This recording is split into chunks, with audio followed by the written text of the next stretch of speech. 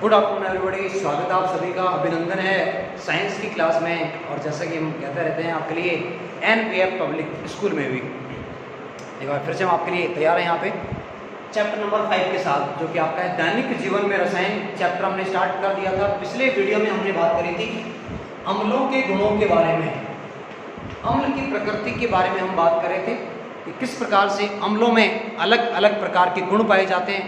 एक बार फिर से हम इसका रिव्यू लेते हैं। हमने कहा अम्ल स्वाद में खट्टे होते हैं, लेकिन ध्यान दीजिएगा सभी अम्लों को स्वाद के अनुसार पहचाना जाना आसान नहीं है, क्योंकि कुछ जो अम्ल होते हैं वो दाहक प्रकृति के होते हैं। दाहक का मतलब जलाने वाले होते हैं, वो त्वचा पर जलन उत्पन्न कर सकते हैं, इवन त्वचा को जला भी सकते हैं। तो उनको हम टच करके इवन चख कर तो पता लगाना बहुत मुश्किल काम होगा, उनको पता लगाने का अलग तरीका हम आगे डिस्कस करेंगे।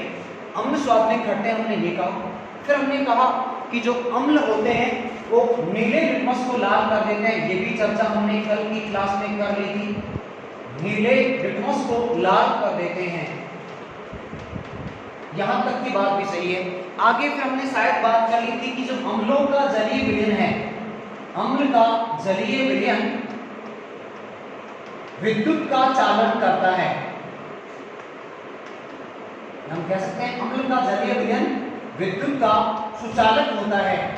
यानी किसी अम्ल को अगर जल में डालकर उसका जलीय विलयन बनाया जाए और उसमें अगर विद्युत का प्रवाह किया जाए तो धारा आसानी से प्रवाहित होती रहती है, और इसी को हम कहते हैं धारा का चालन या विद्युत का सुचालक। यानी कि जो अम्लों का जलीय विलयन है वो विद्युत का सुचालक होता है। यहाँ तक की बात हमने कल कर ली थी। अब थोड़ा सा आगे बढ़ाते हैं अम्लों को। अब बात करते हैं परिभाषा की कि सार्वभौमिक यूनिवर्सल परिभाषा क्या निकलेगी जिनमें हम सभी अम्लों को शामिल कर सकें। यूनिवर्सल डेफिनेशन जो उन अम्लों के लिए भी आएगी जो स्वाद में खट्टे हैं, तो उनके लिए भी अपन कह सकते हैं कि जो खट्टे तो नहीं है, जिनको चखा तो नहीं जा सकता, लेकिन हैं वो अम्ल। तो देखिए क्या है परिभाषा। वे पदार्थ जो जल में डाले जाने पर, वे पदार्थ जो जल में डाले जाने पर H+ आयन उत्पन्न करते हैं। H+ आयन, इसको अपन नाम दे सकते हैं हाइड्रोजन आयन। वे पदार्थ जो जल में डाले जाने पर हाइड्रोजन आयन उत्पन्न कर देते हैं अम्ल कहलाते हैं। अब ये कॉमन है परिभाषा, तो आप मान के चले इसमें कहीं कोई अपवाद आपको देखने को नहीं मिलेगा। खट्टे जो पदार्थ जिनको अपन अम्ल कह रहे हैं वो भी H+ बनाएंगे, जिनको चख नहीं सकते पर वो अम्ल हैं वो भी जल में डाले जाने पर H+ आयन का निर्माण करेंगे। तो ये होगी बात परिभाषा की, जो कि सार्वभौमिक है, यूनिवर्सल है, सभी प्रकार के अम्लों पर इसको हम अप्लाई कर सकते हैं, लागू कर सकते हैं। अब बात करते हैं अम्लों के प्रकारों की। अम्लों के प्रकार,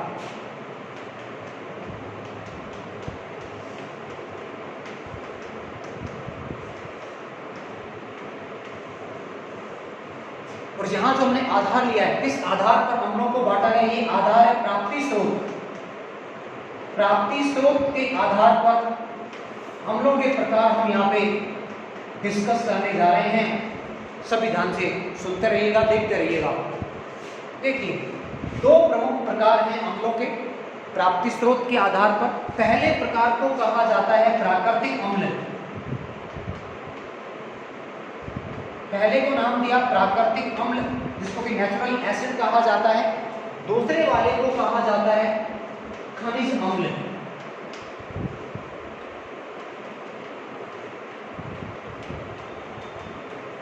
दूसरे वाले को नाम दिया जाता है खनिज अम्ल, जिनको कि खनिजों की सहायता से प्राप्त किया जाता है, बनाया भी जा सकता है। ये आपको अब दिख रहा होगा मेरे ख्याल से, देखिएगा प्राकृतिक अम्ल है, दूसरे वाले खनिज अम्ल हैं। पहले बात करते हैं प्राकृतिक अम्लों की। प्राकृतिक अम्ल वे हैं जो हमें प्राकृतिक स्रोतों से प्राप्त होते हैं या प्रकृति से प्राप्त होते हैं। अब प्रकृति में दो तरह के स्रोत हैं, या तो पादपों से प्राप्त होंगे या जंतुओं के शरीर से प्राप्त होंगे। बिल्कुल ऐसे ही दो स्रोतों की हम यहाँ बात करने वाले हैं। ये प्रकृति से प्राप्त हैं, यानी प्राकृतिक स्रोतों से प्राप्त हैं, और प्राकृतिक स्रोतों में हम यहाँ बात करने वाले हैं दो मुख्य स्रोत यहाँ पे अपन लेंगे, या तो पादप होंगे या फिर वो जंतु होंगे। इन्हीं के आधार पर हमने कुछ अम्लों को यहाँ सूचीबद्ध किया है, सुनिएगा ध्यान से। पहले जो अम्ल हम ले रहे हैं, आप सभी जानते हैं सिट्रिक अम्ल। जो सिट्रिक अम्ल है वो सभी खट्टे फलों में पाया जाता है। सिट्रिक अम्ल सभी खट्टे फलों में है। एग्जाम्पल की हम बात करें, नींबू, संतरा, इन सभी के अंदर सिट्रिक अम्ल पाया जाता है। बात करें दूसरे वाले अम्ल की, काफी इजी, आप लोग सभी जानते हैं, बहुत अच्छे से जानते हैं आप लोग, और हम इसको प्रतिदिन काम में भी लेते हैं। नाम है अम्ल का लैक्टिक अम्ल, और ये आप सभी जानते हैं कहाँ प्रेजेंट है, ये दही में उपस्थित है।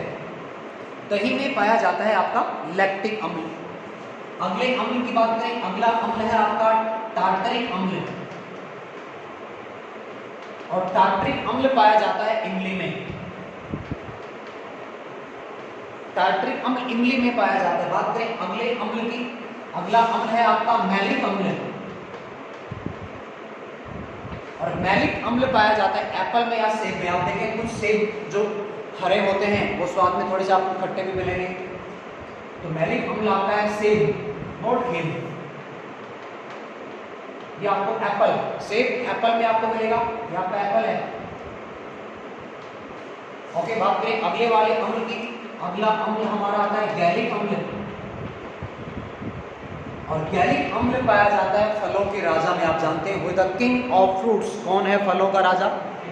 समझ गए होंगे आप लोग, आवाजें आ रही हैं आपकी अंदर से बाहर नहीं, आपकी आवाज अंदर ही गूंज रही होंगी। मेरे ख्याल से मैंगो आपने बोल दिया होगा, आम है फलों का राजा, और मेरे ख्याल से आप फलों की रानी को भी जानते होंगे। कौन है फलों की रानी? तो जानकारी आपको है मेरे ख्याल से। बात करते हैं कौन है रानी, तो याद रखें लीची है फलों की रानी। नाम देखिए लीची, रानी, queen of the fruits is known as lychee. Okay, next बात करते हैं अगले वाले अम्ल की। अगला अम्ल यहाँ पे आपके सामने आ रहा है टैनिक अम्ल, और टैनिक अम्ल पाया जाता है चाय में। टैनिक अम्ल आपका चाय में है। इसके अलावा आपका हम बात करें एसिटिक एसिड की, तो एसिटिक एसिड पाया जाता है विनेगर में। एक होता है फार्मिक अम्ल, देखिए फार्मिक अम्ल, फार्मिक अम्ल पाया जाता है रेड एंट, लाल चींटी, लाल चींटी में आपको देखने को मिलेगा। और लाल चींटी के साथ साथ जो मधुमक्खी है, मधुमक्खी के डंक में भी पाया जाता है फॉर्मिक अम्ल। जो मधुमक्खी का डंक है, मधुमक्खी के डंक में भी फॉर्मिक अम्ल पाया जाता है। एसिटिक अम्ल की बात करें, एसिटिक अम्ल विनेगर में पाया जाता है।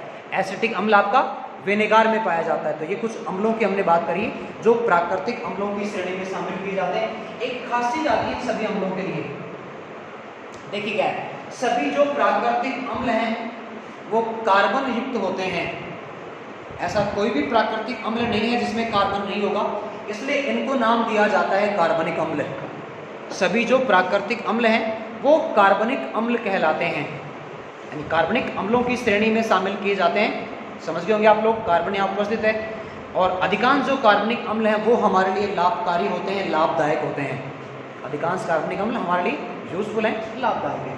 बात करें खनिज अम्लों की, खनिज अम्ल प्रकृति में प्राप्त खनिजों से बनाए जाते हैं, तो इनको मानव निर्मित अम्ल भी कह दिया जाता है। बात करें एग्जाम्पल की, पहला जो खनिज अम्ल है वो आता है HCl, HCl जिसको कि हाइड्रोक्लोरिक अम्ल कहा जाता है। HCl हाइड्रोक्लोरिक अम्ल है। HCl की बात करें अगले अम्ल की, तो सुनिएगा दूसरा जो आपका अम्ल आता है वो है HNO3, HNO3 जिसको कि नाइट्रिक अम्ल कहा जाता है।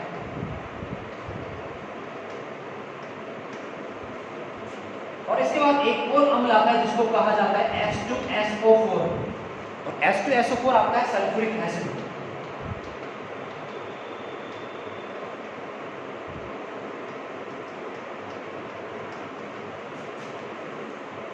तो ये कुछ अम्ल हमने डिस्कस किए हैं, प्राकृतिक वाले और खनिज वाले। खनिज अम्लों की बात करें, सभी खनिज अम्ल प्रबल अम्ल माने जाते हैं। प्रबल क्यों माने जाते हैं? क्योंकि जब इनको जल में डाला जाता है तो अत्यधिक मात्रा में H+ आयन का ये रिलीज करते हैं, वो ज़्यादा H+ आयन बनाते हैं, इसलिए सभी जो खनिज अम्ल हैं प्रबल अम्लों की श्रेणी में शामिल किए जाते हैं। बात करें प्राकृतिक अम्लों की, सभी प्राकृतिक जो अम्ल हैं वो दुर्बल अम्लों की श्रेणी में शामिल किए जाते हैं। क्या होते हैं दुर्बल अम्ल? वे अम्ल जो जल में डाले जाने पर कम मात्रा में H+ आयन देते हैं, साथ ही साथ पूर्ण रूप से आयनित नहीं हो पाते हैं, दुर्बल अम्ल कहलाते हैं। इसके पहले हमने कहा प्रबल अम्ल, वे अम्ल जो जल में पूर्णतया आयनित हो जाते हैं और आयनित होने के साथ साथ अत्यधिक मात्रा में H+ आयन या हम कहें हाइड्रोजन आयन का निर्माण कर पाते हैं। वो आपके प्रबल अम्लों की श्रेणी में शामिल किए जाते हैं। केवल 3 ही अम्ल हैं फिलहाल आपके सिलेबस के अकॉर्डिंग जो प्रबल अम्लों की श्रेणी में शामिल किए जाते हैं। HCl हाइड्रोक्लोरिक अम्ल, HNO3 आपका नाइट्रिक अम्ल और H2SO4 आपका सल्फ्यूरिक अम्ल। आज के लिए इतना ही, अगले वीडियो में चैप्टर को आगे बढ़ाएंगे। तब तक के लिए बहुत बहुत धन्यवाद। आप ध्यान से पढ़ते रहें, सुनते रहें चैप्टर को। Thank you so much.